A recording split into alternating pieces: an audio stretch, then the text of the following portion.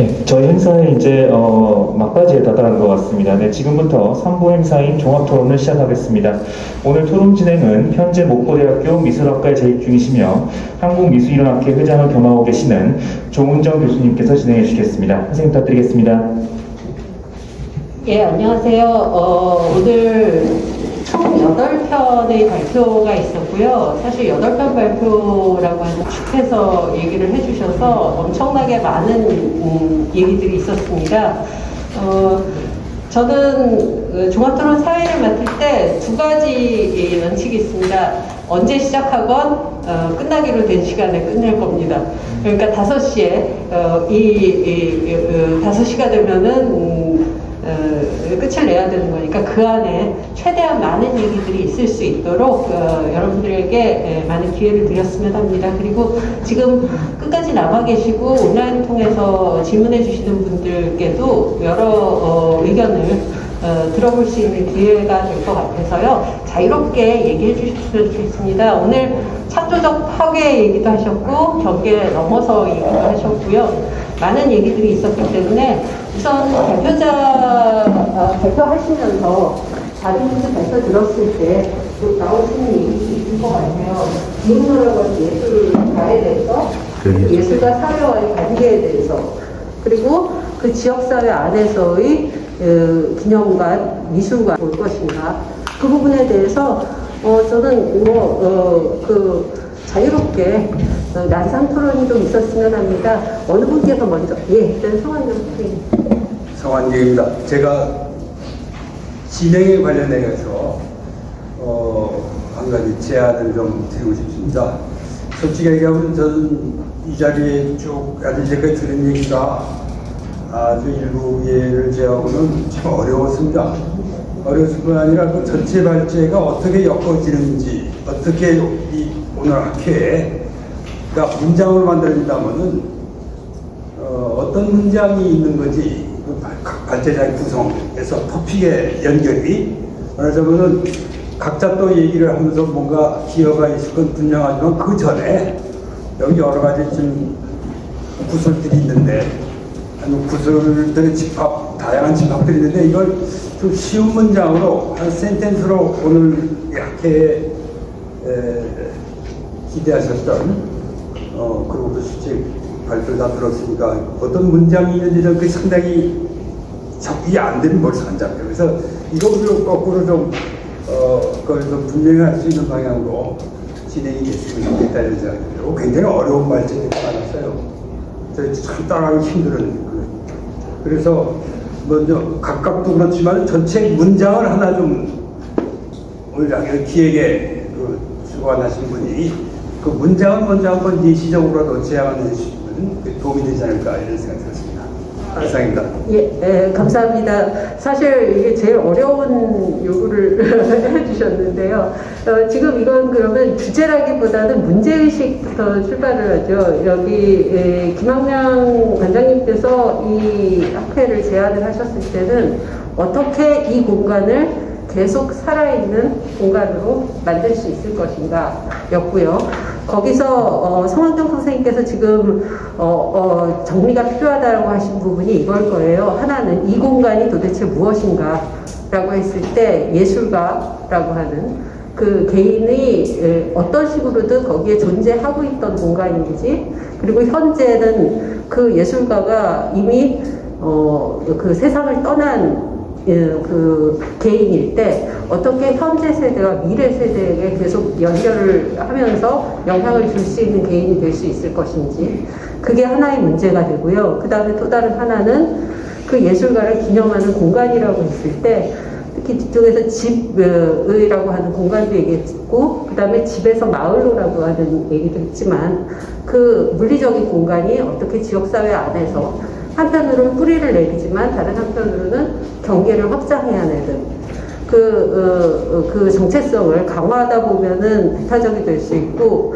그 확장하다 보면은 정체성을 흐릴 수 있는 여러 가지 요인들이 있을 때 그 공간을 어떻게 계속 살아있게 만들 것인지, 그리고 거기에 대한 하나의 그 10년간 기조발제에서 두 제가 말씀해 주신 것처럼 10년간 이응노의 집이라고 하는 이 기념관이 어떻게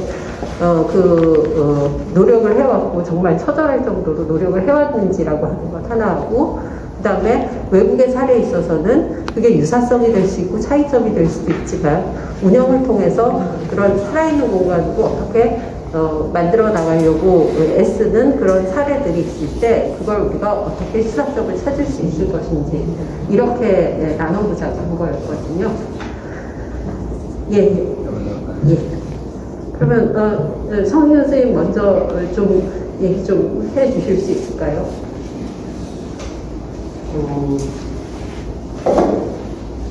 제가 제일 먼저 얘기하는 게 조금 그렇긴 하지만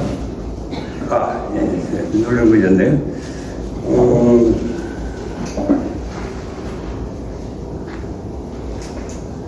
저는 있을 수 있는 여러 종류의 얘기들이 있지만 그 앞에 말씀하신 각각의 단위들이 다 뜻이 있는 얘기인 건 분명하고요. 문제는 우리가 한 공간에 모여서 이를 발견을 해가지고 거기서 나온 결론은 뭔가 주가 있고 부가 있고 문장이 돼야 되는, 명사도 있으면 동사도 있고 방향에 대한 아이디어도 들어있고 이런 게 이제 그게 잘 안 느껴졌다는 게 좀 아쉬움이었습니다. 솔직히 말씀드리면. 제 얘기는 지금 하는 게 좋을지 아니면 더 나중에 해야 되는 게 좋을지, 저는 여기 발표할 때 그 행간에 숨은 저희 그 머릿속에 생각의 움직임의 초점에서 이런 게 좀 있었습니다. 이제까지 되게 좋은 얘기들이 많이 연구가 됐고 상당히 감동을 가지고 읽은 글도 여기서 나온 자료를 접하고 그랬는데 또 많은 노력을 해서 지금 이응노 미술관에 오늘이 있는 것도 사실이고 이응노의 집에, 근데 이 앞서서 있어야 되는 것에 이응노 예술의 핵심을 어디다 놓고 문제를 좀 생각해야 되는, 그러니까 이거에 대한 얘기가 다행히 몇 분이건 얘기해 주셔서 많은 큰 도움이 됐고요.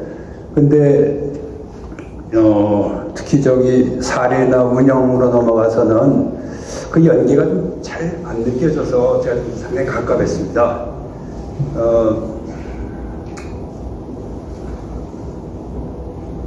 그런 것이 오늘 종합토론에서 조금 보완될 수 있으면 좋겠다 이런 생각이 드네요. 이상입니다. 예. 그러면 성원영 선생님이 말씀해 주신 이응노라고 하는 예술가로부터 출발을 하자고 하셨으니까 우선 박계리 선생님 아까 하셨던 얘기에 좀 부연해서. 저는 오늘 선생님께 말씀을 들으면서 제 머릿속에 정리되는 게 하나 있었어요. 모든 분들이 아마 조금씩 다 언급하신 것 같은데, 저는 이제 이거 정신 얘기했잖아요.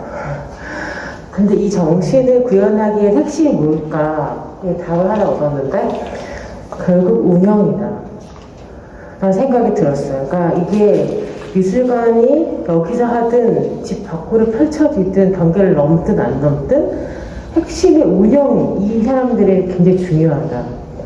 그러니까 가장 중요한 거는 여기 와서 작품으로 이응노를 만드는 거가 중요한 게 아니라 여기 있는 사람들을 통해서 사람들이 이응노를 만나야 된다고 생각해요.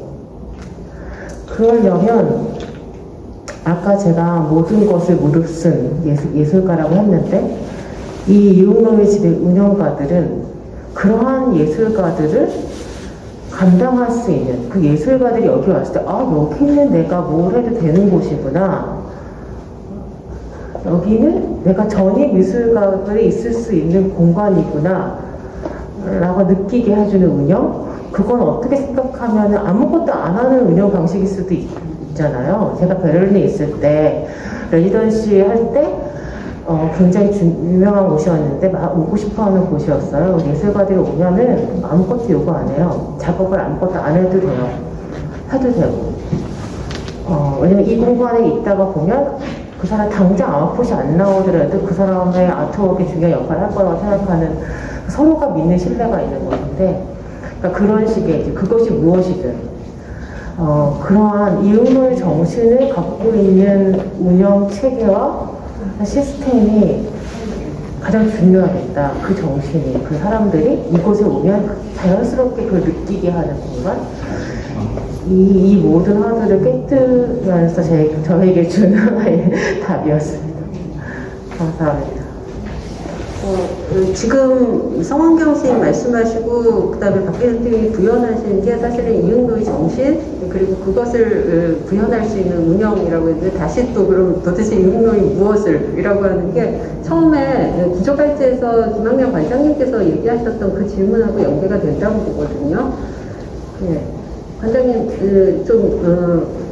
아까 미처 못하셨던 얘기 있으면 좀 해주시죠. 아까 덜 한 얘기요? 오늘 준비한 내용을 다 말씀드렸습니다. 이응노 잘 모르는 분입니다. 공부는 했지만, 근데 이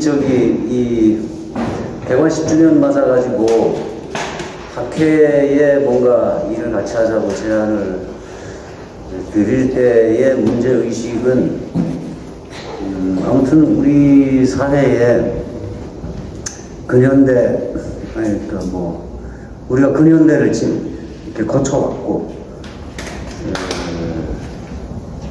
거쳐왔지만 이 근대, 현대라는 문제가 끊임없이 우리 삶을 뭔가 이렇게 지지하고, 격려하고, 보살펴주고, 이러는 게 아니라 끊임없이 괴롭힌단 말이죠. 이 망령처럼. 제 몸 주변을 떠돌면서 끊임없이 괴롭혀요. 올해 그 조정래 선생의 태백산맥하고 아리랑을 다시 읽고 있는데, 참 문학은 정말 대단하다. 문학가도 와 계시지만, 이게 미술은, 어떻게 보면 무슨 번듯하게 사는 집에 벽을 장식하는 그런 후계기 같은 거 아닌가. 이런 이제 생각에 이르기까지. 아무튼 이응노가 이제 근현대를 거쳐왔단 말이죠. 그리고 누구보다도 그 시대 강점기 합방 전에 태어났지만 강점기 청장년을 지내고 그 다음에 해방공간, 분단, 전쟁, 독재체제로 이어지는 그 과정에 30년을 파리에 살긴 했었어도 끊임없이 뭔가 이렇게 하여튼 그 문맥하고 접속하는 가운데에 자기 예술을 읽어갔는데, 사실 이응노를 조명하기 시작한 건 얼마 안 됐잖아요. 88년에 그 월북 납북 예술가 해금 조치가 이루어지면서 비로소 이제 저도 그때 이제 처음 알게 됐고, 유홍준 선생님의 글을 통해서 그 외의 근현대 예술가들에 대해서는 정말 무지막지하게 신격화되었잖아요. 박수빈, 장욱진, 김한기, 그렇지. 대표 선수로 누구든지 5명만 꼽아라 이랬을 때 그 3분이 안 들어가는 일이 없어요. 최근에 이응노도 거기에 기었다 빠졌다 이러지만, 그 근대 현대인들이 예술가로서 우리에게 뭘 알려줬는가? 아니 꼭 알려줘야 하는 건 아니지만 그들을 통해서 알고 싶어 하잖아요, 우리가. 그랬을 때 도대체 뭘 알 수 있느냐 이거죠. 그러니까 여기에는 이 지경까지 이런 데는 아마 그 현장에서 평론을 했든지 또 미술사 연구를 했던 분들의 학자들의 지식인들의 책임이 클 텐데, 늘 선배 세대 또 선생님 세대의 활동에 대해서 저는 불만 같은 게 사실 있었거든요. 지금도 이제 불만이 있고, 근데 불만이 있다고 내놓고 어디 가서 얘기를 하거나 글을 쓰거나 하기는 저도 쫄보라. 마음먹은 속에서 감도는 것만큼은 얘기를 못하고 있지만, 그래서 어쨌든 이 미술이론학회에 제안을 할 때에 10주년 맞아가지고 치하할 만한 일이죠. 어쨌든 10년을 버텼으니까. 시집살이는 아니지만 버티는 게 최고다고 이런 이제 시책만 버텼습니다. 이 다음에 어떻게 할 건가? 이 집을 어떻게 살림을 꾸려가야 될 건가? 이거를 좀 심각하게 진지하게 생각하지 않으면 그냥 뭐 하던 관성대로 여기서 바람 불면 이렇게 기울어졌다.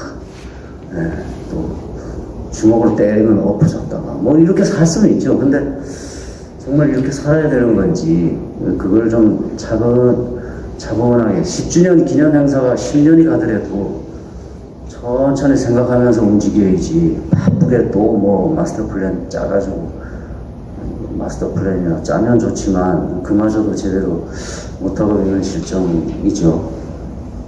자, 이게 얘기가 자꾸 새길로 빠지려고 그러는데요. 이용로는 제가 보기에는 이 김한기, 박수근, 장옥진 선생들의 경우하고는 굉장히 여러 가지 면에서 차이가 많습니다.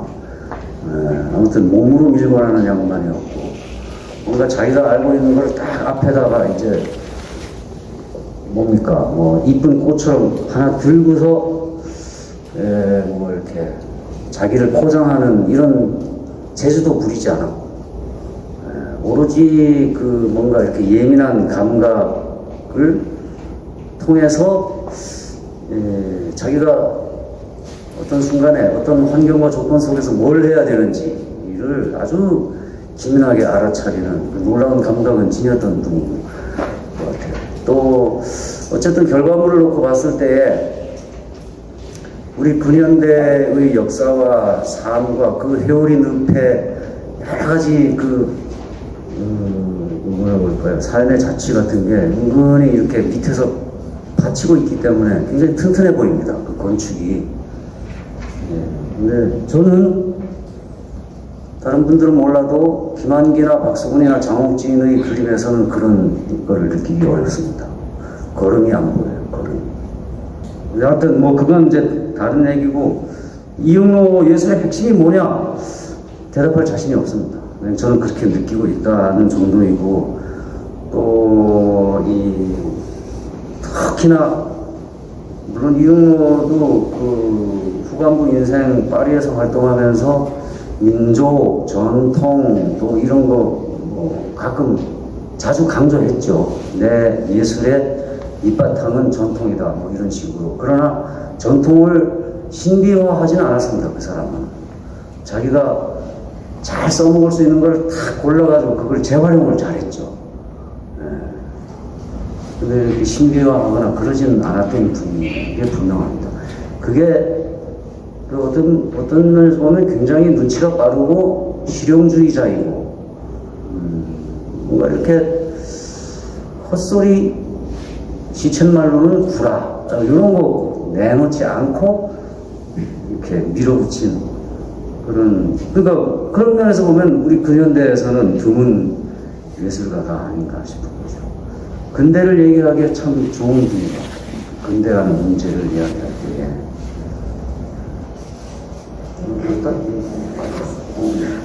사실 성형 선생님께는 이 종합토론 마지막에 한번 정리를 부탁을 드려야 되지만 사실은 여기서 운영의 문제 이전에 예술가를 먼저 짚어야 된다는 말씀이 굉장히 중요하고 그 다음에 다른 하나는 보통 우리가 운영에서는 어떻게 기억할 것인가인데 성형 선생님은 그러니까 왜 어떻게 해서 왜라고 하는 그 타이틀에 초점을 맞춰주셔서 좀 그 얘기를 지금 한번 해주셨어요. 예. 조금 전에 말씀하신 이윤호 선생님 보는 눈에 관계된 그런 얘기 하나에 잡힌 내용이 이것이었다고 전 머릿속에 들어왔는데 뭐냐면 이윤호 선생과 그 예술의 어떤 삶과 연관된 맥락, 역사와 연관된 맥락, 온 사회와 연관된 맥락이 뭐냐라는 거에 관한 고민과 회의가 좀 들어있었다고 봅니다. 그런데 그것은 사실 이윤호 예술만이 아니라 이윤호도 포함해서 우리가 얘기하는 한국 근현대 미술의 전체에 해당되는 얘기거든요. 저는 한국 근현대 미술에 관한 고민이 없이는 이 문제 풀 수 없다고 봅니다. 그 한국 전체 예술의 가장 핵심적인 문제 하나가 역사 사회적 맥락, 또 인류학적인 맥락, 지적인 맥락, 언어적인 맥락 이런 것이 너무 빈약하고 정말 허접한 수준이어서 이걸 어떻게 깨부수고 한국 예술을 제대로 세우자는 열정하고 질문이 없이는 이런 미술관 운영도 그렇고 지향점도 그렇고 학회도 그렇고 다 문제가 있다는 겁니다. 그래서 그 문제점을 어떻게 갖는가 중요한 거예요. 무엇 문제의식으로 설정할 것인가 하고 전제가 되지 않고 문제가 풀 수 없다고 봅니다. 그건 이문호 선생님만 아니라 한국 현대미술 전체가 그래요.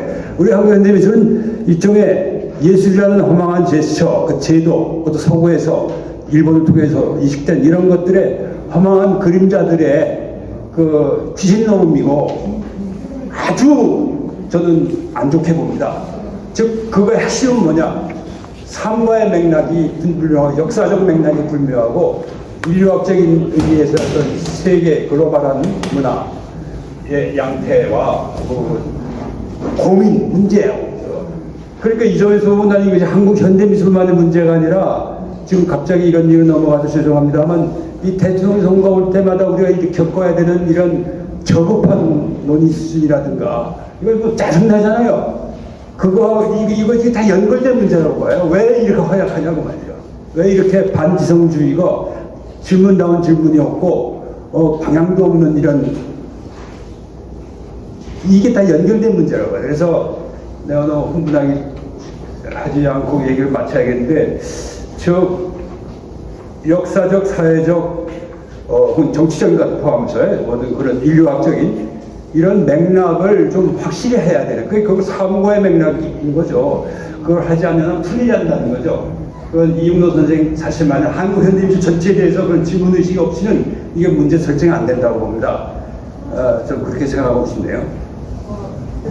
지금 사실 뒤쪽에 그 내분 발표에서도 나왔었던 얘기 그리고 그 이용노의 집 10년의 궤적에 대해서도 나왔었던 그 과제를 집중적으로 얘기를 해주신 거라고 보여지거든요.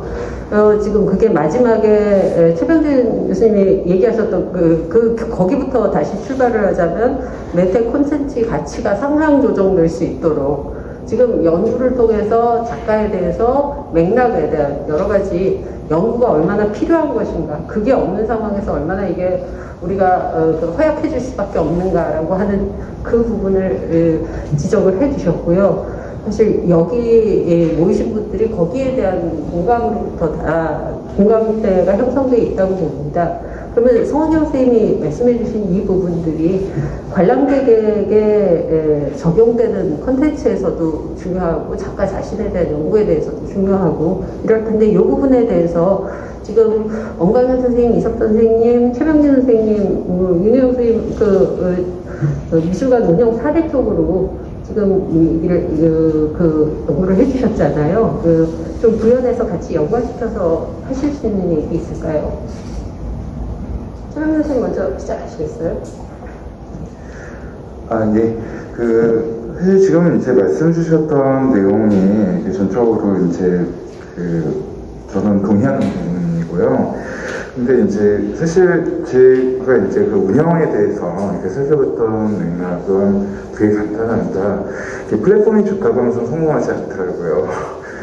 그러니까 이제 예를 들어서 이제 저희가 뭐 헌법들이 모든 나라들이 있고 다 비슷비슷하지만 그 안에서 다루어지는 이야기를 어떻게 하느냐가 이제 가장 중요하고 그 안에서 이제 제가 데키리코 미술관을 통해서 이제 봤던 부분은 이렇게 사실 이렇게 보게 되면 어떻게 보면 굉장히 허술하고 이렇게 전문화가 안 된 상태처럼 보입니다. 근데 전문화가 안 된 것처럼 보였던 이유가 전문가들은 있는데 다 이야기를 하고 있어서 그 안에서 이제 삶에 대한 맥락이든 아니면 전시를 통해서도 본인이 하고 싶은 이야기를 같이 나눠서 진행하는 부분이다 보니까 운영이 일종의 구조라고 생각하는 게 아니라 이야기에 맞춰서 운영은 얼마든지 계속 변하게 되거든요.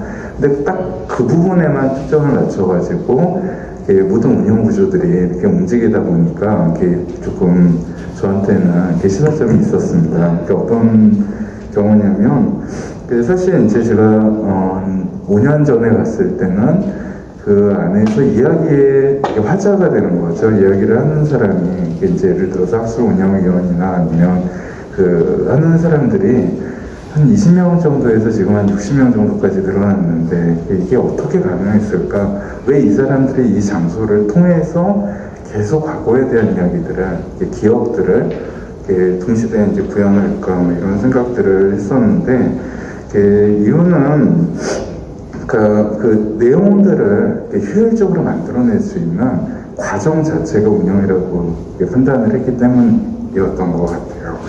앞에서 이제 제가 한 가지만 조금 부연 설명을 드리려고 했던 부분들은 이게 박물관, 데키르코 박물관에 앞에서 이제 제가 다 설명을 드리기는 했는데, 상호 교차 네트워크라는 건 이제 관람자하고 박물관 사이의 관계입니다. 근데 이제 사실 뒷부분에 네트워크 효과도 조금 얘기를 드리고 싶었는데, 연구자가 계속 이 연구를 진행할 수 있도록 다른 연구자한테 영향을 끼치고, 관람자가 관람자한테 영향을 끼칩니다. 근데 같은 생각을 하고 있으면 영향력이 이렇게 많이 연결되는 건 아닌데, 저희가 서로 다른 이야기를 중첩시키면 해석할 수 있는 부분이 늘어나잖아요. 근데 이게 다른 그룹을 이제 연결하는 과정들, 이게 이제 박물관이 일종의 이제 매니지먼트라는 부분인데, 관람 가르기라고 하더라도 사실 저희는 늘 친한 친구들하고 하는데 그룹의 성격이 다른 관람객들을 연결하기 위한 시도들을 하고 복합적으로 계속 그 이야기들을 중첩시키는 과정 자체가 박물관의 이야기가 되는 부분들. 그래서 이제 네트워크 효과는 누군가가 어떤 이야기를 하면 다른 사람이 그 이야기를 보고 다시 반응하면서도 다른 이야기들을 덧붙여가는. 근데 이제 이 박물관이 갖고 있는 장점 중에 하나는 그 이야기의 지평을 묶어주는 거죠. 그러니까 저희가 관심 있는 누군가의 텍스트만 보는 게 아니라 이게 붙여지는 것이 이제 사실은 저는 지평에 계속 이야기들이 계속 붙어가면서 이렇게 자라나는 이렇게 일종의 나무 같은 그런 상황들이 박물관을 좀 활기 있게 만들어준다고 생각을 했습니다. 예, 지금 최병준 교수님이 말씀하신 부분을 다시 이응노의 집으로 돌아와 보자면, 지금 성환경 선생님께서 날카롭게 지적해 주셨던 그 문제, 연구가 부족하고 토대가 부족한 그 부분을 오늘 2021년에 11월 27일에 여기 지적하신 게 인용의 하나의 자료로서 인용 출처가 축적이 된다면 제안하신 게 다른 연구자들에게 자극이 될 수 있겠죠. 이런 부분들이 윤영 선생님 그때 한편으로는 미술관 전체적으로 공간 스페이스를 이렇게 나누는 것뿐만 아니라 1단계, 2단계, 3단계에서 부술체록과 아카이브로 계획하셨던 그 부분에서 이 점을 좀 염두에 두셨던 게 있었나요? 일단 제가 좀 이렇게 사고를 할 때 전제하는 건 이응노 선생님 예술 자체에 대한 것뿐만 아니라 그와 동시에 그 어떤 사태를 파악할 때 무슨 물리학에서도 관찰자 입장에 따라서 데이터 값이 달리 나온다라는 현대과학의 입각해서에도 보더라도 제도 미술관의 기능 역할, 운영, 경영 이런 담론만 가지고는 저는 명확한 답이 어렵다. 그런 생각 속에서 지금까지의 이응노 미술관의 어떤 발자취들은 일종의 어떤 그 산포하는 단계였다. 씨앗을 가리고 말고가 아니라 이 척박한 지대에서 어떤 종자들이 살아날지를 모르고 우선은 어떤 씨앗이든 산포를 해서 그 다음에 이제 육묘를 해야 되겠죠. 앞으로 10년 이후 또 10년 이후가 어떻게 될지 우리는 모르죠.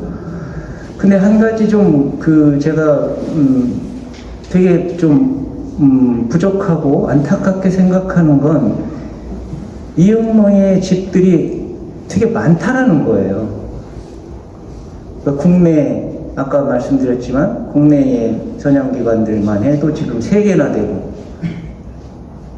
해외에 그 많은 저력이 있는 공간까지 하면 이렇게 많은데 왜 이 기관들이 함께하는 아까 그 공의 개념에서 이 시스템의 공의 개념을 도입해서 그 정책 개발을 하고 운영과 경영에 합리화를 꾀하고 선진화를 꾀하고 하면서 그것을 세련되게 구체화해서 그걸 향유하는 멋진 이 문화민국을 만드는 노력들이 왜 이렇게 더딘가? 저는 그게 상당히 안타깝습니다. 그래서 지금 우리가 그걸 선도적으로 할 수 있는 힘을 갖고 있는 데는 대전과 홍성이 됐습니다, 이제는. 예전에 홍성은 대전 이용로가 바라보기를 구암 이용로 미술상을 만드는데 대전 이용로에 관계자가 와서 못 만들게 했던 수준입니다. 이런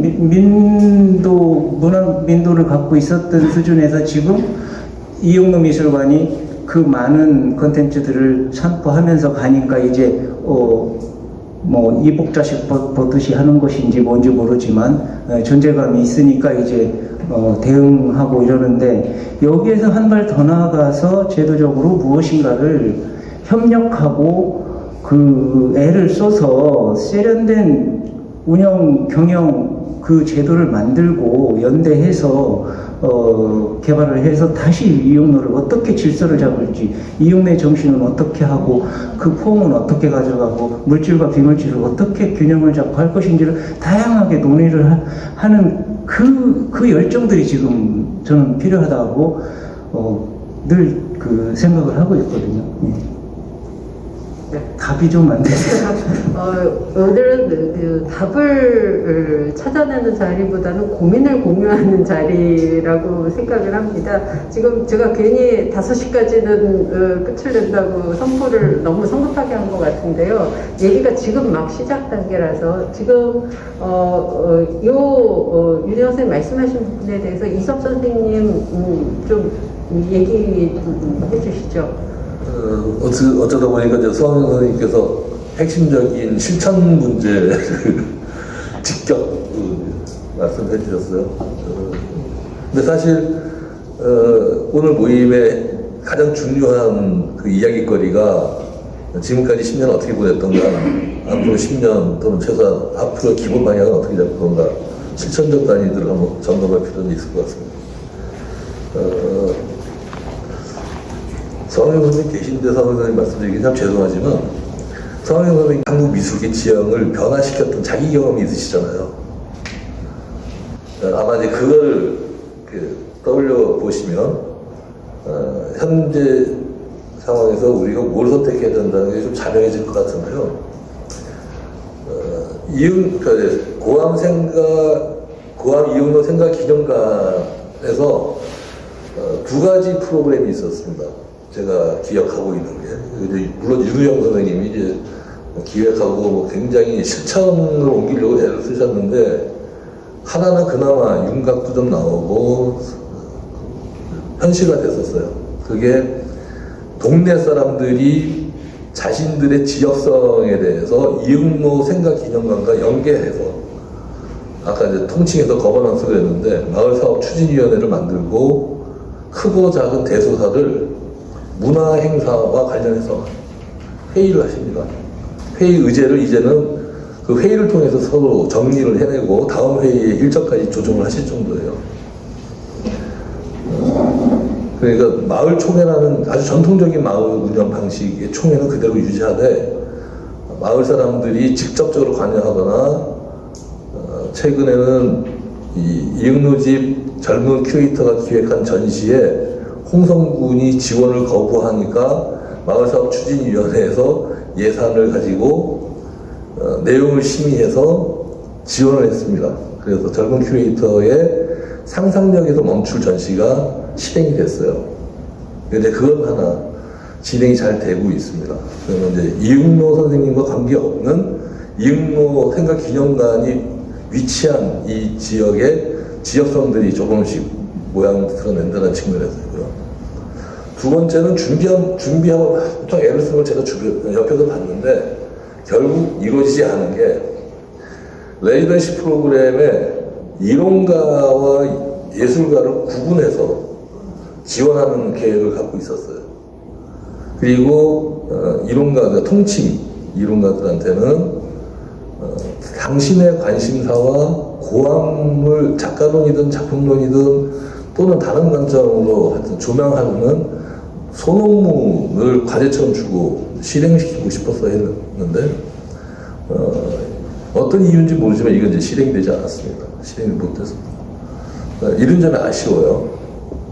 근데 한편으로 보면은 우리나라 어느 기관이든 그게 뭐 공공기관이든 사설기관이든 외형적인 것들을 보여주는 아까 잠깐 언급했습니다만 하이퍼 에스테틱 측면에서는 굉장히 다양한 다종의 아이디어들이 그때그때 맞춰서 잘 보여지고 만들어집니다. 네, 반면에 내실은 없어졌어요. 내실에 관련된 어떤 프로그램도 작동되지 않을 뿐더러 내실이 아니라 이건 정말 중요한 컨텐츠이기 때문에 이건 꼭 마련해야 돼 하는 거, 그 당위성에 대해서도 쉽게 동의를 구하지 못합니다.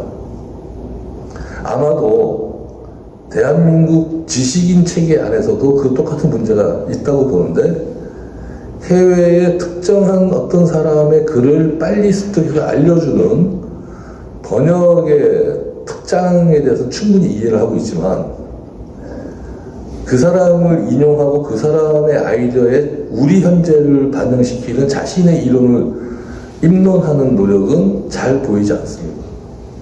아마 각광의 문제일 것 같아요. 어느 쪽으로 박수를 치는지를 우리가 너무 빨리 체감하고 있는 거 아닌가 싶어요. 고함 이용노 선생님을 이 콘텐츠와 관련돼서 인문학 그 모든 지적 자원들이 동원되지 않고 이 허울만 계속 가지고 있다면 아닌 말로 이거보다 좀 더 빌까번쩍한 기념관 옆에 지어지면 그걸로 뺏길 것이고 기념관 홍성에 있는 이 기념관이 갖고 있는 소장품이 제한되어 있기 때문에 본격적인 고함의 전시를 다른 데서 보여준다면은 아마 기득권조차도 쉽게 박탈당할 겁니다. 그러니까 이제 살아가는 방법이 아니라 살아내기 위한 방법으로 이거는 지금 학예사의 문제가 아니라 홍성군의 문제일 거예요. 그런 쪽으로 프로그램을 제안할 때 굉장히 능동적으로 이해를 하려고 노력해야 되고 자신의 능동성이 없으면 전문가의 전문성을 신뢰할 수밖에 없거든요. 최소한 그런 체계를 통해서 정상화 방향을 잡아 나가는 게 화급한 실천 단위일 겁니다. 저는 그렇게 생각합니다. 말씀 감사합니다.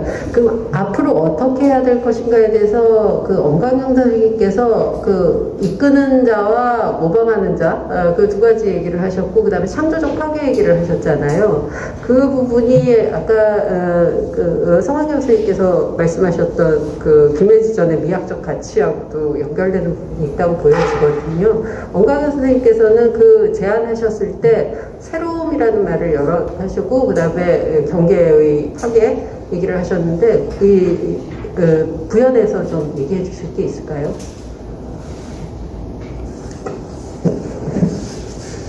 제가 이육로를 창조적 파괴로 이제 개념을 적용해서 보여주고자 했었던 것은 이육로 미술관뿐만 아니라 한국 미술관들이 겪고 있는 그 지점을 한번 더듬어 보고 싶어서 했습니다. 그래서 지금 현재 이제 한국의 그 미술관들을 대개 보면 비슷비슷한 상황들이 많이 벌어지고 그리고 본래의 미술관의 그 목적에서 벗어나는 그런 기능들을 많이 하고 있습니다. 그래서 미술관이나 박물관이 가장 지켜야 될 것 아니면 명심해야 할 것은 설립 목적이 무엇이었느냐, 왜 생겼느냐, 그게 되게 중요한 거고요. 그런 점에 있어서 이제 이육노를 이제 건드렸는데, 이육노라는 작가는 이제 한국화를 통해서 그 창조력 파괴 뭐 이런 것들을 지향을 했었는데, 이육노의 집은 그 이육노가 추구했었던 그 한국화의 새로운 변형, 새로운 가능성이 아니라 그 정신인 거죠.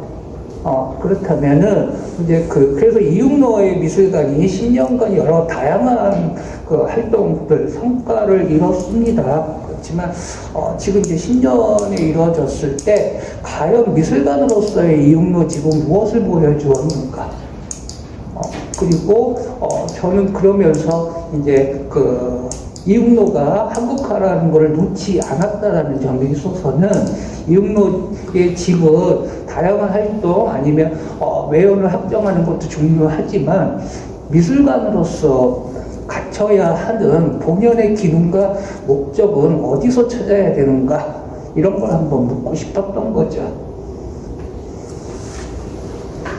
네, 말씀 감사합니다. 이 발표자분들 간의 상호 토론도 중요하고 정말 필요하지만 지금 시간이 얼마 남지 않았는데 지금 1시부터 계속 플로어에서 굉장히 열정적으로 들어주고 계시거든요.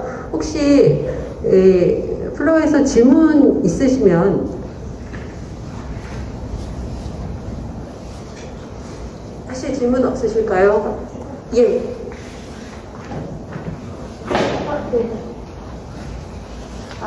모든 선생님들의 발표를 굉장히 성함 네, 안녕하십니까. 저는 김호정이라고 합니다. 한국미술이론학회에서 출판 담당 이사를 맡고 있고 지금 한양대에서 강의를 하고 있습니다. 모든 선생님들 강의 너무 발표하신 거 굉장히 흥미롭게 들었는데 모든 선생님들이 던지시는 질문들을 다 이렇게 듣다 보니까 이육노라고 하는 그 선생님께 너무 죄송하지만 이 이육노 미술관뿐만 아니라 이육노의 집 그리고 이 미술가를 기념하는 이 문제에서의 어려움은 아까 브랜드의 네임은 있는데 브랜드 이미지의 포지셔닝이 하나도 안 된 것이 아닐까라는 그런 생각이 들었습니다. 제가 이제 미술가이자 기업가인 루이스 커플 티파니를 이제 연구를 하면서 여러 도시를 미국에서 방문을 했는데 그 중에 하나가 플로리다에 있는 윈터파크라고 부르는 굉장히 작은 소도시에 있는 미술관에 간 적이 있습니다. 그리고 거기서 한 일주일간 머무르면서 내가 왜 이렇게 플로리다 와서 마이애미 가지 않고 제가 이 작은 소도시에 와서 머무르는가를 이제 생각해 봤을 때 이거는 그 티파니라고 부르는 이 작가가 갖고 있는 브랜드의 이미지와 가치 때문이 아닐까. 그것이 나를 여기까지 이끌었고 전 세계에서 많은 사람들을 이끄는 게 아닌가. 그런 생각을 하면서 댄플레린의 그 미술관도 마찬가지인 것 같아요. 댄플레린의 미술관도 빛색이라고 부르는 이 작가의 이미지뿐만 아니라 브랜드가 갖고 있는 가치가 있기 때문에 이것 때문에 이제 어떤 곳에 가든지 어디에 있든지 그것이 발휘를 한다면 그러면 우리가 지금부터 이 이육노 선생님의 브랜드를 포지셔닝하기 위해서 누가 어떻게 또 어떤 프로세스로 이거를 해야 되는지 이런 것들에 대해서 좀 고민을 해봐야 되지 않을까? 그리고 연구자로서 저와 같은 사람은 그러한 것들에 어떻게 우리가 기여할 수 있을까? 이런 문제들을 생각해 보게 되었습니다. 그래서 여기에 계신 많은 전문가 선생님들께서 그러한 것들에 대해서 혹시 어떻게 생각하시는지 최병진 교수님도 그러시고 엄 선생님도 그러시고 또 이제 유 선생님도 그러시고 이석 선생님도 그러시고 다 의견이 있으실 것 같아서 여기에 대해서 제가 좀 질문을 드려보도록 하겠습니다. 김현재 선생님도 계시고 그래서 네, 말씀을 해주실 수 있으실 것 같습니다. 감사합니다. 예, 워낙 큰 질문이라서 한 분께서 짧게 좀 의견 얘기해 주실 수 있을까요?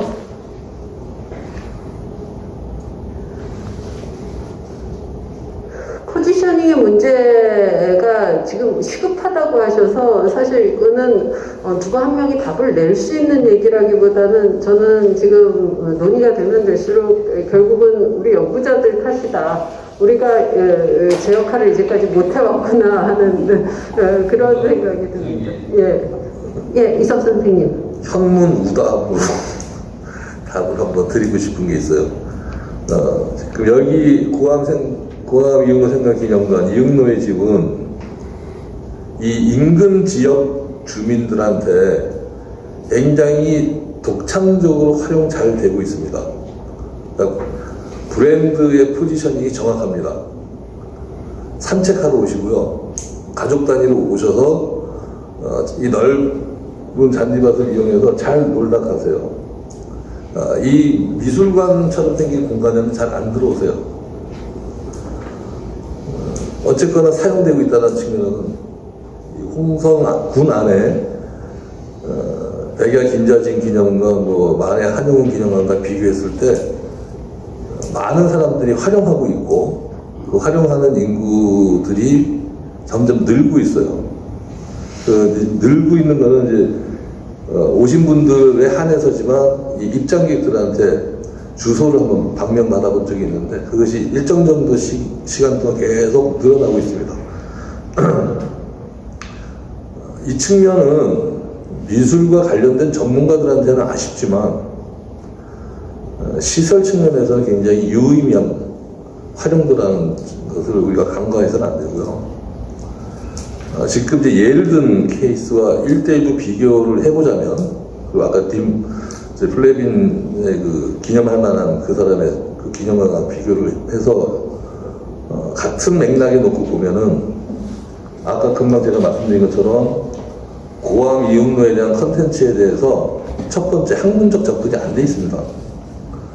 이거는 컨텐츠를 만들고 싶어도 이렇게 쓸만한 자료가 없다는 얘기나 마찬가지예요. 그러니까 정보는 넘쳐나는데 그게 지식으로 전환되어 있지 않습니다. 그러니까 이 문제를 해결해야지 지금 질문하신 것들의 실천단이나 스케줄이 나올 거예요. 두 번째는 대한민국 미술계가 성황영 선생님이 아까 지적하신 큰 질문, 어떻게 기억하고 왜 기억하는가에 대한 대답을 한 번도 해본 적이 없습니다. 기껏 회고 전시 형태를 구성하는 데는 좀 능숙합니다. 근데 회고전도 연대기 순으로 작품을 세우는 방법밖에 없지 주해 능력이 제로에 가깝습니다.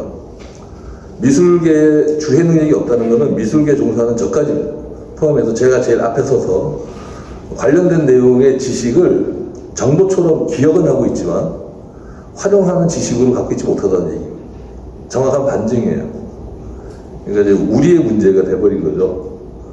근데 우리의 문제를 제 문제로 소급하면 이렇게 대답할 수 있을 것 같습니다. 저만의 독특한 연구 과제로 고암을 한 번도 본 적이 없습니다. 이건 이제 제가 반성하는 거고요. 앞으로 이제 이런 걸 계기로 해서 언젠가는 짧은 글이더라도 정보가 아닌 지식 체계로 하나 정도는 남겨놓도록 약속드리겠습니다. 그리고 지금 이제 그 질문을 던지셨다 분한테 대답이 되려나 모르겠는데 그 마케팅 이론에서 이야기할 때요. 근데 POP하고 POD라는 것을 설정을 합니다. 그래서 이제 소비자와 어떻게 커뮤니케이션 할 것이냐라는 건데, POP라는 거는 유사성을 얘기하는 거고, POD는 차별성을 얘기하는데, 차별성 아까도 저도 이제 얘기를 하면서 차별성을 강조한다라고 얘기를 했는데, POP하고 POD를 확보하기 위해서는 전제 조건이 있습니다. 뭐냐면 공통점이라는 거죠. 그리고 근본을 잃지 않아야 된다는 겁니다. 그래서 이제 우습게 예로 든다면 맥도날드 햄버거하고 버거킹 햄버거의 차이점을 뭐라고 보시는지. 똑같은 햄버거입니다. 인스턴트 있고 패스트푸드를 먹을 수 있고, 하지만 버거킹에서 뭔가 하는 다른 점이 있습니다. 그래서 맥도날드가 갖고 있지만 맥도날드가 가질 에는 없는 거가 버거킹에 하나가 있어요. 뭔지 아세요? 그래서 이거는 이제 그 마케팅 이론을 할 때 사례로 가장 많이 두는 예입니다. 버거킹은 맥도날드는 프라이팬에다가 패트를 굽고요. 버거킹은 구릴에 굽는다라는 차이점입니다. 그래서 근데 똑같아요. 기능은 똑같아요. 만들어지는 기능은 똑같은데 뭔가 하나 다른 점이 있어야 되는 거죠. 그러면서 둘 다 버거킹이나 맥도날드나 자기네들이 패스트푸드로 만드는 햄버거라는 거는 잃지 않고 있다라는 겁니다. 그런 점이 있어서 제가 얘기했었던 이용로가 한국화를 놓지 않으면서 계속 번영을 해가고 발전을 해왔듯이 우리나라 미술관에서도 새로운 걸 계속 시도를 하는데 과연 그 시도가 있는데 과연 그 미술관이 갖춰야 되는 다섯 가지 기능은 제대로 하고 있는가? 이러한 문제를 먼저 건드려야 하지 않을까 싶습니다.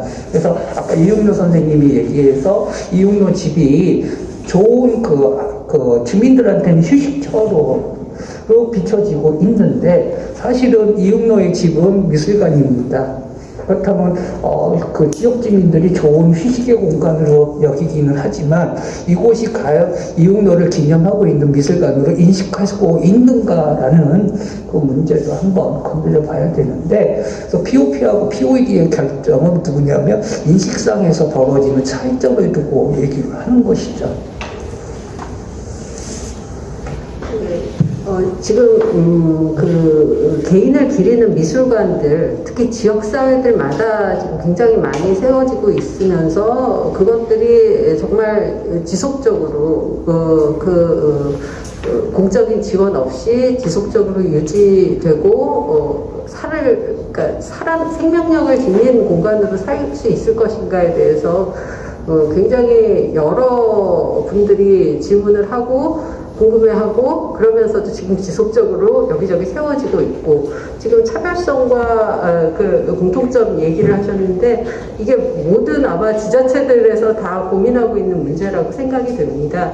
혹시 플로어에서 또 다른 지금 이응노이 집 그 운영에 참여하시는 입장에서 예. 네, 오늘 말씀 정말 감사하게 많이 듣고 있고요. 네, 그리고 오늘 학술 시포지엄 정리를 통해서 굉장히 많은 저희 고민거리들을 좀 이제 아는 것 같습니다. 근데 저는 이제 그 기념관에서 전시기획을 담당하고 있습니다. 그리고 또 소장품 관리하고 있고요. 근데 아까 그 태병진 교수님께서 말씀하셨듯이 이제 학술 연구와 그 연구를 기반으로 한 전시의 중요성 말씀해 주셨고, 또 그것이 교육을 통해서 도슨트를 육성해서 내가 오는 관람객들에게 친숙하게 이응노의 예술세계를 소개한다는 것, 이것이 저는 굉장히, 저한테는 그것이 굉장히 중요하다고 여기고 있습니다. 그리고 저희가 이제 기념관 소장품이 사실 1950년대 이전으로 국한되어 있기 때문에 사실 전시 콘텐츠로 활용하기가 굉장히 어려운 부분들이 있습니다. 그러니까 물론 여러 가지 이제 연구 고민을 하다 보면 많은 것들이 쏟아질 수 있긴 하겠지만, 고암 이응노 선생의 전모를 보여주려고 할 때는 굉장히 어려움이 있습니다. 그리고 또 전시 기획을 할 때 고암 이응노를 현재화한다. 아까 말했듯이 박제화하지 않는다. 신격화하지 않는다. 그러나 단 현재의 어떤 그런 예술, 현대미술과의 맥을 계속 이어가면서 고암 이응노 예술세계를 현재화한다. 이것이 가장 저한테는 중요하다고 보고 있습니다. 그런데 이렇게 되다 보면 이게 대전 이응노 미술관과 겹친다는 얘기를 많이 듣습니다. 차별성 문제를 갖고 있거든요. 그래서 그렇기 때문에 일선에서는 여기는 고암의 1950년대 이전의 작품을 주로 전시해서 그거를 계속 가지고 가야 된다라는 그런 의견들이 있고요. 근데 저는 그 의견을 그렇게 충분히 좀 이해는 하겠습니다만, 그것이 과연 고암을 현재화하는 데 있어서 그걸 도움이 되느냐. 차라리 대전 이응노와 이 홍성 이응노의 집이 서로 그 고암 이응노를 선양할 수 있고 또 현재화할 수 있는 좋은 전시를 더 많이 만들어내는 게 거기서 창발적이지 않을까, 이렇게 저는 생각합니다. 사실 지금 아까도 여기 그 기념관, 이미 이 공원이 거의 굉장히 유명해졌습니다. 이 공원에서 결혼식까지 하겠다는 그런 문의까지 들어오고 있고, 여기서 굉장히 많은 행사들이 열리고, 주중에 뭐 저희 월 한 1000여 명 정도 기념관을 방문하지만 이 공원은 거의 한 10,000여 명 정도로 방문을 하고 있습니다. 그 정도로 기념관의 어떤 그런 위치 또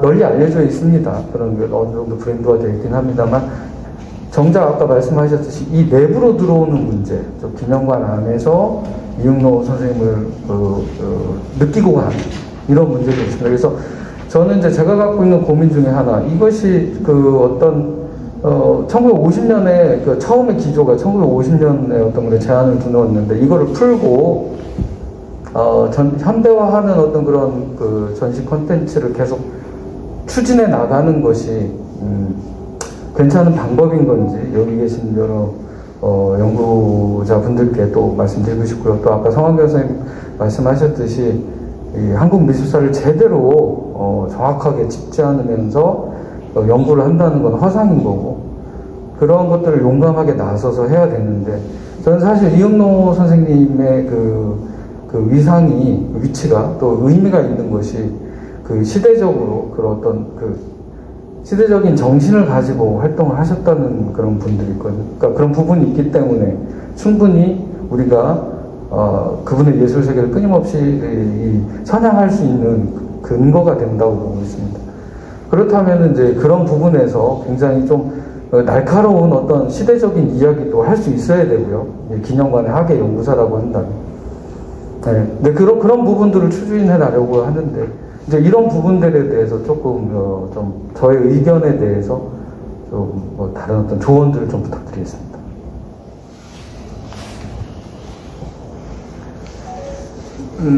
즉답이라고는 제가 좀 자신할 수가 없고요.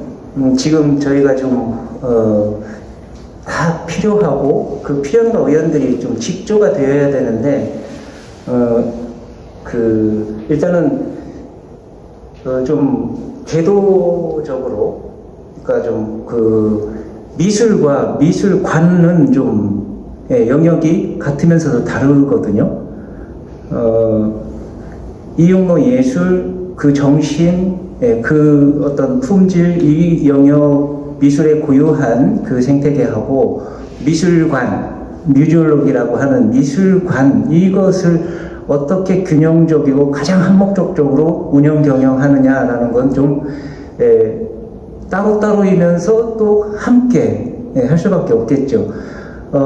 플랫폼 말씀하신 것, 그리고 브랜드와 이미지 포지셔닝 하는 것, 이것이 이응노 집 단독으로 해서는 이제는 안 된다는 거예요. 지금 이 공공자금이, 시민의 공공자금이 이응노 미술관, 이응노의 집, 해외까지 지금 엄청난 그 재화가 이동을 하고 있거든요. 이걸 효과적으로 아주 아껴서 최대한의 그 합리적 어떤 생산을 향해야 된다라는 거죠. 그렇다고 하면 그 포지션 문제도 공동으로 고민을 해야 되는 거예요. 따로따로 고민할 단계가 이제 아니라는 거예요, 더 이상. 그렇다고 하면 연구 용역을 주더라도 각각을 고민하게 해야지, 이응노 집이 어떻게 앞으로 운영 경영 미래를 설계해야 되느냐라는 연구 용역을 과학을 줘서는 안 된다라는 거죠. 함께 줘야 되는 거죠. 그리고 이러한 연구 심포지움, 세미나, 작은 콜로퀴움 어떤 것들은 연구 학술 그 세미나 수많은 연구자들과 계속해서 네트워킹하면서 잦은 이야기들을 해야 되겠죠. 그 가운데서 제도를 한 단계 업그레이드 시키고 그 안에서 컨텐츠를 새롭게 평가, 심화, 제거, 발전 이런 것들이 이제 정리 되지 않을까, 이런 생각 속에서 거듭 강조하건데, 대화가 지금은 미술관에서 먼저 또 되어야 된다는 거죠. 이 체제들이 서로 조금 남북 체제처럼 너무 갈급하지가 않고 있었거든요. 이 문제를 좀 더 책임감 있게 정책적 차원에서 좀 바라보고 거기에 대한 연구 용역과 실천의 단계로 접어들어서 그 다음 단계에서 주요한 콘텐츠들이 다시 재정이 되고 질서를 잡은 다음에 또 다른 층위에서 논의가 되고 향유를 하게 될 것이다. 좀 이제 그런 관점으로 좀 바라봅니다. 그리고 지금 황회사가 질문을 던졌는데 이육로의 지입은 진짜 한정된 그 자원을 갖고 있습니다. 소장품도 제한적이고 더 이상 늘릴 수도 없고 재정적으로 문제가 많이 많은데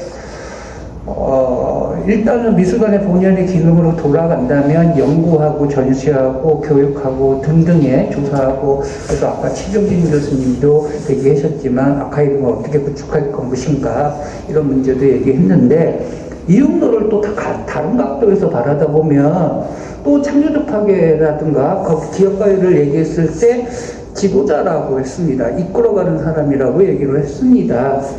근데 이육로의 전반기의 인생, 그 예술가적 삶을 보면 이육로는 예술가이면서도 교육자였거든요.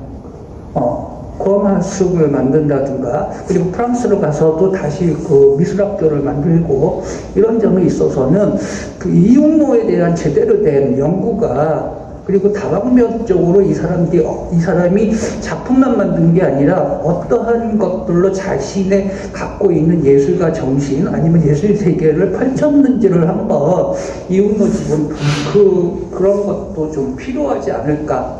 근데 그런 기능들이 먼저 미술관의 본연의 기능에서 일어나는 것이라고 저는 생각을 합니다. 이왕 그런 얘기 하시니까 저도 막 드리고 싶은 말씀이 하나 떠올랐습니다. 이게 좀 조심스러운 얘기긴 한데, 내가 좀 주목하고 싶은 이육로 선생의 어느 인생의 분기점이랄까 면모가 있는데, 나는 그분이 감옥을 갔다 온 걸 상식적으로 내 도시적으로 민중미술가적으로 그걸 의미를 엄청나게 부여해야 된다 이렇게 얘기하는 게 아니라, 상식으로 얘기하더라도 사실 인생의 굉장히 중요한 파열의 순간이고 파괴의 순간입니다. 난 그렇게 단언하고 싶어요. 근데 이걸 제대로 안 보는지 모르겠네, 연구자들이. 자기 인생 속에서 엄청난 고통과 파괴 이런 것이 있는데, 예술가가 감옥에 가서 물론 그 뭐 동백님 사건 뭐 이거 얘기지만 엄청난 건데, 그 후에 이제 난 이걸 연결시킬 부분은 내 하나의 기억을 한번 되살리고 싶은 게 있는데, 제가 2002년 광주 비엔날레 예술감독할 때 예술감독도 전시 하나를 좀 기획을 별도로 하라고, 그래서 제가 큐레이팅한 걸로 집행유예라는 전시를 전에 80년 5월에 전부 데모한 사람들 붙잡아 가서 쳐놓고 영창도 있고 재판정도 있고 거기 사령소대도 있는 그 건물에서 그 집행유예라는 전시를 만든 적이 있었는데, 그 장소가 이제 그 상무대의 그 자유공원이라고, 그것도 그 건물 자체가 굉장히 가건물이에요. 원래 있던 장소에서 이동해서 만들어 놓은 거죠. 그래서 난 거기에 굉장히 그 현장적인 그런 걸 요소를 좀 되살려내는 그런 작업을 이렇게 기획적인 아이디어를 제안하고 그랬습니다만은, 그때 저는 비중 있는 연대 작가로 또나 외국에 계신 분으로 이육로 선생님을 가장 중요한 위치에 사령소대의 그 한 방을 그분 해가지고 박윤경 여사하고 의논해가지고 작품을 이렇게 받아서 전시한 적이 있었는데, 그때 그 이육로 선생님 낸 작품이 뭐였냐면은 그 추상인의 문자 추상의 한 갈래라고 해야 될지, 사실 문자 추상이라는 말을 잊어버리고 싶지만은 그 하나로 찍어가지고 이렇게 점 찍은 것 같은 그 일획 그림 같은 건데, 그 약간 그 힌두 불교 문자의 그 느낌하고 좀 같은 건데, 제가 그걸 다 정확히 확인해서 얘기 못해서 좀 송구스럽습니다만, 그 작품에 대해서 이육로 선생님이 그런 작업을 하시게 된 연유랄까, 그걸 박인경 여사가 얘기하시는데, 감옥이 너무 춥고 힘들어가지고 저희 모포 씌운 자기 몸을 저렇게 따뜻한 걸 감싼 것 같은 그런 걸로 했다 그러는데 이런 설명은 굉장히 찌르는 뭐가 있었어요. 문자 추상 뭐 그런 것들이 미적인 양식적인 그런 걸로 접근한 거하고 다른 자기의 그런 감옥에 가는 사람의 처지에서 그 얘기했다는 게 상당히 인상적이었습니다. 그거에다가 저 아까 얘기로 돌아가서 아까 여기서 다른 분 발제한 그 파괴란 말 용어를 쓰셨는데 저는 파괴라는 게 똑같은 맥락 아니지만 굉장히 중요한 예술의 중요하다고 봐요.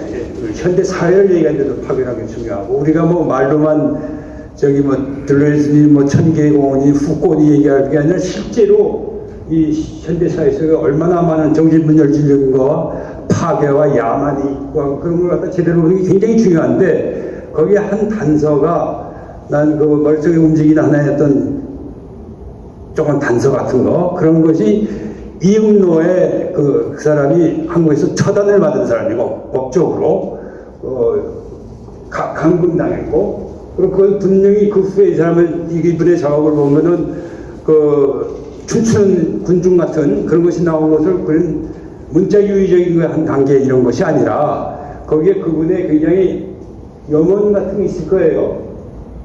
근데 그것이 지금 우리 사회가 보여온 그동안의 우리 사회 움직임 행태 그거와 지금의 남북 대치 상황과 또 남북의 불균형 전 세계적으로 글로벌하게 와 빈국 이 모든 그런 거 있지 않습니까? 그리고 집을 잃어버린 난민들 이런 거 볼 때 사실 지금 더욱 발전시킬 굉장히 중요한 화두가 있거든요. 지금 아까 노마드 말씀하시자면 노마드 난민이 지금도 계속되고 있는 그런 모든 거에 굉장히 중요한 단초랄까 시사점 줄 수 있는 지향점도 남북관계도 그렇지만 이게 굉장히 중요한 거에 맞아 우리가 연구하고 개발하는 거다 그게 굉장히 중요한 모멘텀이라고 보고 싶어요. 그래서 저는 이문 선생님 마침 운이 좋아서 제가 학교 다닐 때 국립현대미술관에서 나중에 가셨던 이명방 선생님이 지금 저 가해동에서 이문 선생 옥중작품 하는데 저거 가는데 같이 가자. 이거 본 적도 있고 파리에 잠깐 유학생 할 때 그분 작업실도 방문한 적이 있습니다. 근데 지금 가만히 이것저것 생각하는 기에 그것들이 이어져가지고 하나 굉장히 중요한 틀이 좀 잡히는 게 있는데 아까 제가 얘기한 것도 기회 이전 그것도 엉뚱한 얘기 한 건지 모르겠지만 거기도 우리가 발상에 있어 차관점이 될 만한 어떤 것이 틀려나오길 바라면서 얘기한 게 있는데 그거 조금 좀 더 나가면 거기서 이응노 선생님의 말하자면 옥중 투옥이 되고 또 그런 경험이 뭐였을까? 그럼 그 상황은 지금 아직도 안 풀리고 있는 거거든요. 예술과 국가 권력, 사회 이런 문제에서. 그래서 이걸 좀 더 심대하게 연결시켜 보고 그게 다 역사적 사실이니까 그렇지 않습니까? 80년대 엄청난 미술 탄압이 있었고 또 70년대도 마찬가지고. 그래서 그런 각도로 조금 예술이라는 게 그런 질문을 통해서 예술이 사회 속에서 뭐냐 도대체 그리고 예술은 실제 사회의 자본과 국가 권력하고의 관계가 뭐냐 이런 걸 굉장히 흥미로운 포인트가 들어있고 두 번째로는 그것이 글로벌 시대에 인류의 평화를 지원하고 행복을 추구하는 그런 삶에 있어서 굉장히 이익거리가 될 만한 그런 거 숨어 있다고 보거든요. 일단 이걸 조금 더 집중해서 그 분야를 조명하고 그걸 어떤 이야기에 풀어나가는데 축으로 좀 삼으면 어떻겠는가 그런 말이 떠올랐으니까 이거 기회 아니면 얘기하기 힘들겠구나 말씀 좀 드리고 싶네요. 이상입니다. 예, 감사합니다. 지금 말씀해 주신 내용들이 사실 오늘 학회에서 제일 크게 지속적으로 지적된 문제라고 보여집니다. 그러니까 연구가 사실 논문들은 많이 나오는데 연구가 축적되지 않았다는 게 지금 지식이 체계화되지 않고 그 성과가 공유되지 않고 그 문제가 지금 가장 근본적인 요인이 아닌가 싶은데요. 박혜리 해석이 좀 짧게 좀. 제가 제목을 좀 세게 썼다고 생각했는데 이응노는 가벼운 사람이 절대 아닙니다. 그리고 지금 성원경 선생님이 너무 잘 말씀해 주셨는데 여전히 우리 사회가 그때와 별다르지 않습니다. 분단 문제 여전히 지적되고 있고 여러 가지 문제에서 그렇기 때문에 저는 미술관과 미술가가 다를 수는 있으나 누군가를 기리는 미술가는 그냥 미술관하고 달라야 된다고 생각합니다. 그래서 이응노 선생님은 던졌던 주제? 그런데 제가 이응노를 좋아하는 하나의 또 이유는 예술로 얘기하려고 했어요. 그 여러 가지 문제에 사회적 발언이라든가 여러 가지 문제, 결국 예술의 형식과 예술로 고민을 끝까지 했던 엄청난 자본량을 가졌던 사람이기 때문에 우리가 할 수 있는 게 더 많을 거다. 그래서 아까 잠깐 크리에이터 선생님이 질문하셨지만 저는 50년대에 굳이 갇혀 있어야 하는 이유가 없다고 생각합니다. 물론 저도 이제 파리에 있는 이응노 작업실에도 참 마스크 쓰고 얘기해서는 좀 이건 잘 못하는 단어들이 많은데. 네.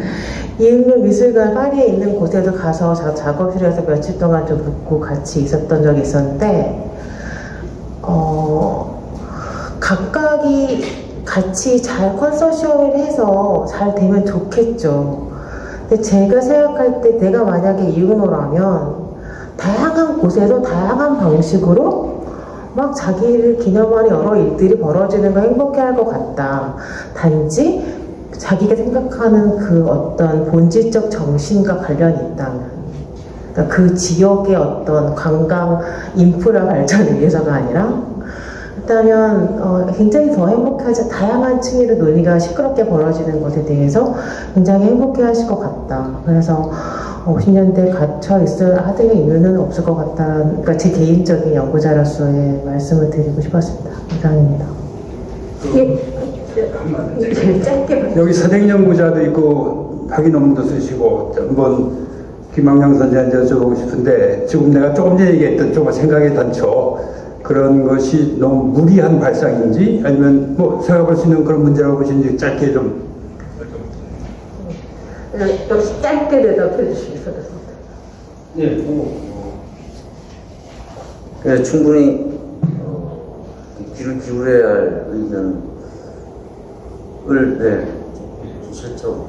네, 그리고 그 논문에서 썼지만 이응노 80년대 작업은 일종 자기 인생 삶과 예술을 마감하면서 후배들에게 남겨놓은 유언이라고 저는 이제 보고 있는데 그 유언의 내용이 이제 그거죠. 평화, 인권, 자유, 정의, 그런 건데 그걸 또 너무 글자 그대로 직역해서 받아들이면 얘기가 또 재미없어지거든요.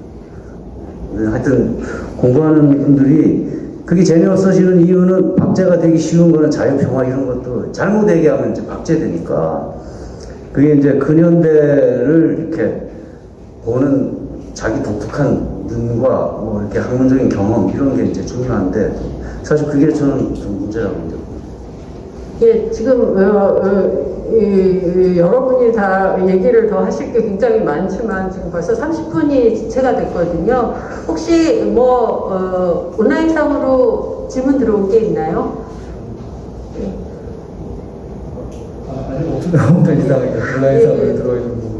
예, 그러면 여기서 사실 이 사회자가 맡은 악역인데요. 지금부터 얘기되면은 정말 귀중한 얘기가 많이 나올 것 같지만 사실 제일 중요한 문제 두 가지는 나왔다고 봅니다. 하나는 지금 나온 얘기들이 계속 축적이 돼야 된다는 거죠. 오늘 학회에서 나왔었던 얘기, 여러 선생님들이 지적해 주신 부분들, 이런 것들이 다 그 결과적으로 나오고 그게 공유가 됐을 때 다음 연구자들이 다시 처음부터 시작하는 게 아니라 이 문제 제기로부터 밟고 디디고 나갈 수 있지 않을까 하는 그거 하나고요. 그 다음에 학회 입장에서는 이렇게 미술관하고 같이 얘기를 해보고 그리고 정말 현실에서 이 이육로의 집이라고 하는 공간이 작가, 학예사, 주민들에게 또는 연구자들에게 어떤 의미가 있는지를 들어보는 것만으로도 저희는 굉장히 귀중한 경험이라고 보여집니다. 예, 오늘 이렇게 귀한 자리 마련해 주신 홍성군 이육로의 집, 그리고 무엇보다도 장시간 토요일 날 지금 거의 4시간 넘는 시간 동안 이렇게 사실 너무나 큰 주제인데 치열하게 같이 고민해 주신 발표자 여러분 너무나 감사드립니다. 예, 오늘 나온 얘기들 저희가 잘 기록하고 잘 축적해서 공유하겠습니다. 예, 감사합니다.